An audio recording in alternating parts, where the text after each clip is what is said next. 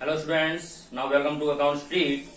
This is video number 19। इस video में हम बात करेंगे अपने चैप्टर नंबर 4 के next topic revaluation of assets and reassessment of liability. यानी कि जब भी फर्म रिकंस्टिट्यूट होती है, इट मींस पार्टनर्स जब अपना प्रॉफिट शेयरिंग रेशियो चेंज करते हैं, तो ऐसी कंडीशन में फर्म को रिकंस्टिट्यूशन बोला जाता है। फर्म जब भी रिकंस्टिट्यूट होती है, तो ऐसी सिचुएशन में जितनी भी फर्म के पास असेट्स हैं और लायबिलिटीज हैं, उन सभी को यहां पर रिवैल्यूएट किया जाता है। रिवैल्यूएट मीन्स पुनर्मूल्यांकन, यानी कि दोबारा से उनकी वैल्यूएशन देखी जाती है कि आज मार्केट प्राइस उनका क्या है, और उस मार्केट प्राइस से अगर हम कंपेयर करते हैं अपनी असेट्स और लायबिलिटीज को, तो हमें कितना प्रॉफिट हो रहा है और कितना लॉस हो रहा है, ये जानने के लिए यहां पर हम रिवैल्यूएशन अकाउंट को प्रिपेयर करते हैं। तो रिवैल्यूएशन अकाउंट यहां पर जब बनाया जाता है, वो असेट्स को रिवैल्यूट करने और लायबिलिटीज को रीअसेसमेंट करने के लिए तैयार किया जाता है। तो देखिए, यहां पर रिवैल्यूएशन अकाउंट बनाने के भी आपके पार्टनर्स के द्वारा दो मेथड डिसाइड किए गए हैं। जैसे कि ये कहता है, क्वेश्चन कहता है आपसे, record revise value of assets and liabilities in the books of the firm. यानी कि फर्म की पुस्तकों में अगर रिवाइज्ड वैल्यू यानी कि चेंज वैल्यू रिकॉर्ड करनी है, तो ऐसी सिचुएशन में आप रिवैल्यूएशन अकाउंट प्रिपेयर करेंगे। और अगर पार्टनर्स कहते हैं कि नहीं यार, हम चेंज वैल्यू को पुस्तकों में शो नहीं कराएंगे, जो हमारी पुरानी वैल्यू है उसी को ही हम शो कराएंगे, तो ऐसी सिचुएशन में रिवैल्यूएशन अकाउंट ना बना करके net effect of revaluation account यानी उसी का ही दूसरा रूप तैयार किया जाता है। तो आइए देखते हैं कैसे। तो यहां पर सबसे पहले बात करता हूं, record revise value of assets and liabilities in the books of the firm. यानी फर्म की पुस्तकों में अगर हम असेट्स और लायबिलिटीज की रिवाइज वैल्यू को रिकॉर्ड करते हैं, यानी कि जो वैल्यू चेंज हुई है उनको रिकॉर्ड करते हैं, तो ऐसी सिचुएशन में रिवैल्यूएशन अकाउंट प्रिपेयर किया जाता है। कौन सा? Revaluation account. तो देखिए, रिवैल्यूएशन अकाउंट कैसे प्रिपेयर किया जाता है वो हम यहां पर देखेंगे। रिवैल्यूएशन अकाउंट बनाने का सीधा सा मेथड है, बहुत सिंपल है। देखिए, ये पर्टिकुलर अमाउंट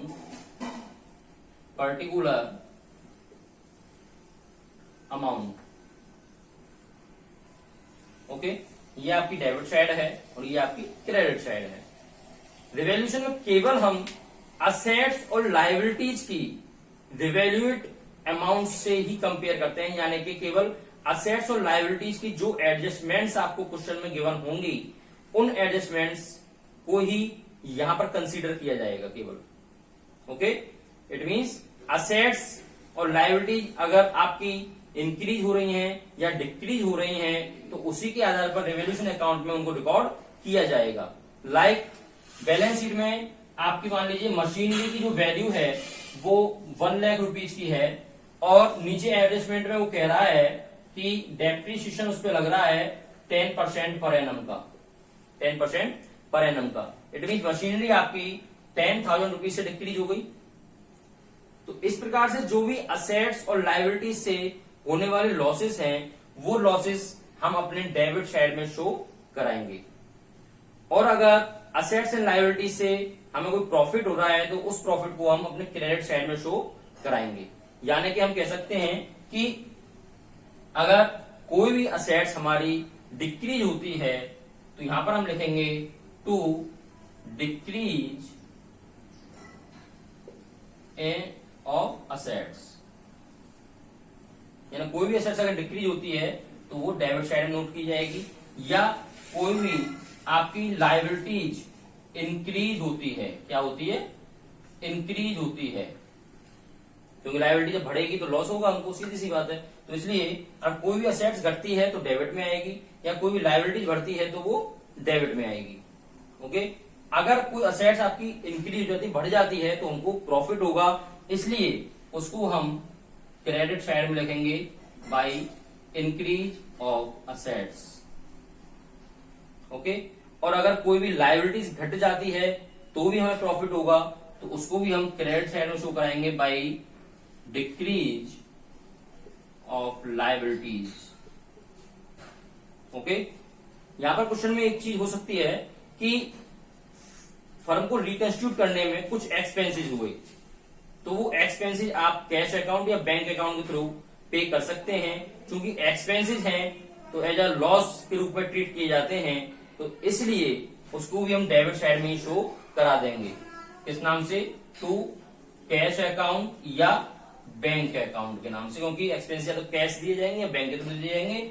ब्रैकेट में आप एक्सपेंसेस शो करा सकते हैं।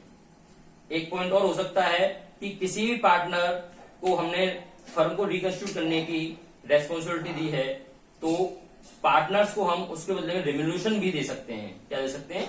रेम्यूनरेशन भी दे सकते हैं। तो इसलिए पार्टनर्स को जो भी रेम्यूनरेशन दिया जा रहा है, तो उसके लिए यहां पर टू पार्टनर्स कैपिटल अकाउंट भी हम शो करा सकते हैं ब्रैकेट में रेम्यूनरेशन। जो रेम्यूनरेशन दिया गया है वो पार्टनर्स को दिया गया है, इसलिए यहां पर डेबिट साइड में आएगा, क्योंकि फर्म के पास से पैसा जा रहा है। ओके, तो बात समझ में आई। अगर कोई भी असेट्स हमारी घटती हैं तो वो डेबिट साइड में, और कोई भी असेट्स बढ़ती हैं तो वो क्रेडिट साइड में आएंगी। कोई भी लायबिलिटीज अगर हमारी घटती हैं तो क्रेडिट साइड में, और कोई भी लायबिलिटीज अगर हमारी बढ़ती हैं तो डेबिट साइड में आएंगी। और कोई भी एक्सपेंसेस होता है तो हमारे डेबिट साइड में आएंगे। इसके अलावा रेवोल्यूशन अकाउंट में कुछ भी नहीं आता है। तो रेवोल्यूशन अकाउंट केवल यही पॉइंट है, असेट्स और लायबिलिटी जो आपको एडजस्टमेंट में गिवन होंगे उनके आधार पर यहाँ पर हम फाइंड आउट कर सकते हैं। इसके बाद इसका सीधा बैलेंस निकाल देंगे, और जो बैलेंस निकल के आएगा, मान लीजिए अगर डेबिट साइड ज्यादा है और क्रेडिट साइड कम है, तो ऐसी सिचुएशन में आपका लॉस निकल के आएगा, और उस लॉस को हम यहाँ पर ट्रांसफर कर देंगे by loss transfer to partners के ओल्ड रेशियो में। किसमें? पार्टनर्स के ओल्ड रेशियो में उसको बांट देंगे। मान लो पार्टनर्स मेरे पास दो पार्टनर हैं, तो दो पार्टनर के नाम पर यहाँ पर एज कैपिटल अकाउंट और बीच कैपिटल अकाउंट, दोनों ही पार्टनर में उन लॉस को बांट दिया जाएगा और टोटल बाहर, और दोनों साइड टोटल इक्वल कर दिया जाएगा। ओके, लेकिन अगर क्रेडिट साइड अभी ज्यादा है और डेबिट साइड कम है, तो ऐसी सिचुएशन में क्या रहेगा? प्रॉफिट निकल के आएगा, और इस प्रकार से हम टू प्रॉफिट ट्रांसफर टू, यहां भी हम पार्टनर्स के ओल्ड रेशियो में बांट देंगे, एज कैपिटल अकाउंट और बीच कैपिटल अकाउंट। ओके, ये ध्यान रखें, अगर रेवोल्यूशन अकाउंट आप प्रिपेयर कर रहे हैं तो उसको हमेशा पार्टनर्स के ओल्ड रेशियो में ही बांटा जाएगा। किसमें? पार्टनर्स के ओल्ड रेशियो में ही बांटा जाएगा रेवोल्यूशन अकाउंट, अगर आप प्रिपेयर कर रहे हैं तो। ओके, इसमें कोई भी किसी प्रकार का डाउट नहीं है।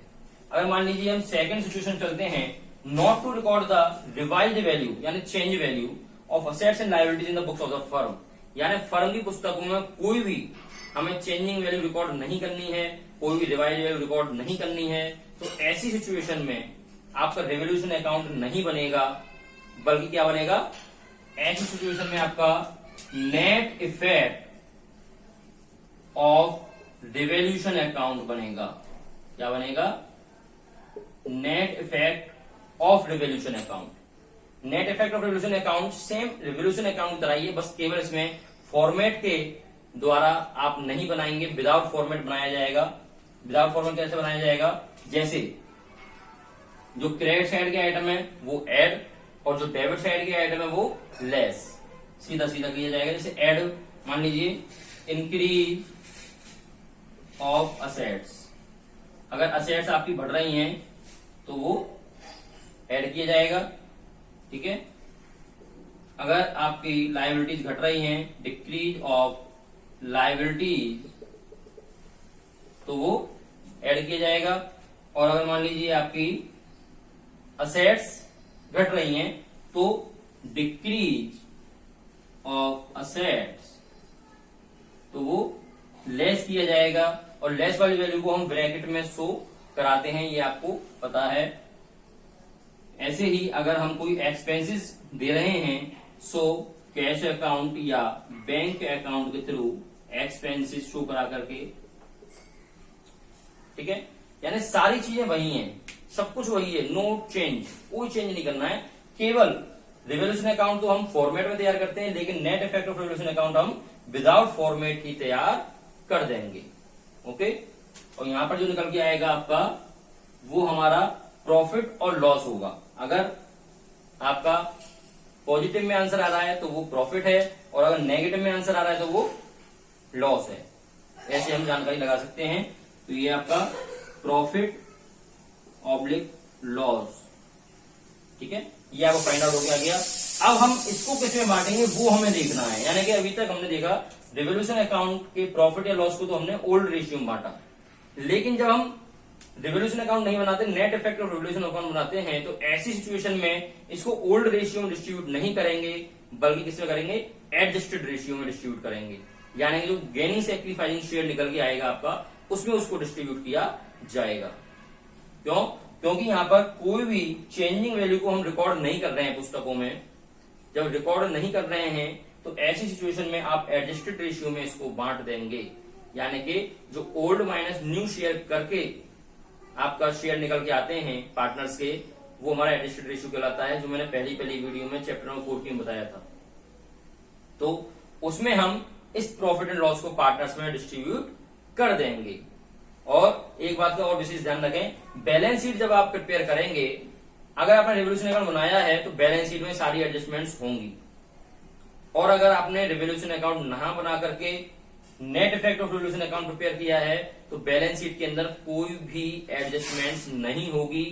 केवल बैलेंस शीट की कैपिटल चेंज होती हैं, बाकी सारे असेट्स एंड लायबिलिटी जो क्वेश्चन की बैलेंस शीट में है एज इट इज उठा करके उतार दिए जाते हैं। बहुत इजी है।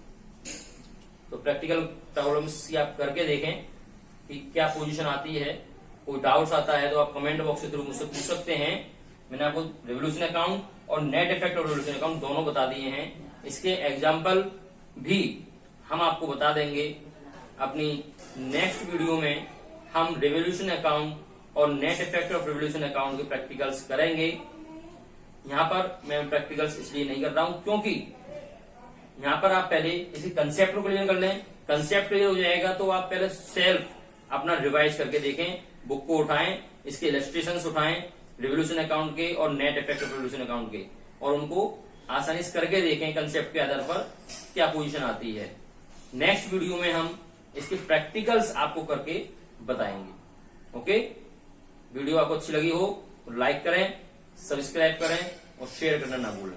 Thank you so much.